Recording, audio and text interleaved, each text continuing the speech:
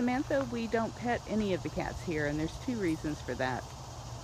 One is it's dangerous. If we were to stick an arm in the cage there and they grab a hold of us, they're going to pull us through our whole body through that little hole there. And the other is it's just rude. These guys are wild animals, and they are magnificent animals who would never allow a human to come anywhere close to them in the wild. So for us to impose our will on theirs because we want to touch them, that would just be wrong. And it sends the worst possible message. If I'm telling you these guys shouldn't be kept in cages and they shouldn't be pets, and I'm over there petting them, well, how hypocritical is that? And of course it's going to make people want to go out and buy one or pet one, and that's what drives all of them. I'm trying to follow this butterfly here. That's what drives all of the abuse. So no, we never touch them. We never show pictures of people petting them or acting like they could possibly be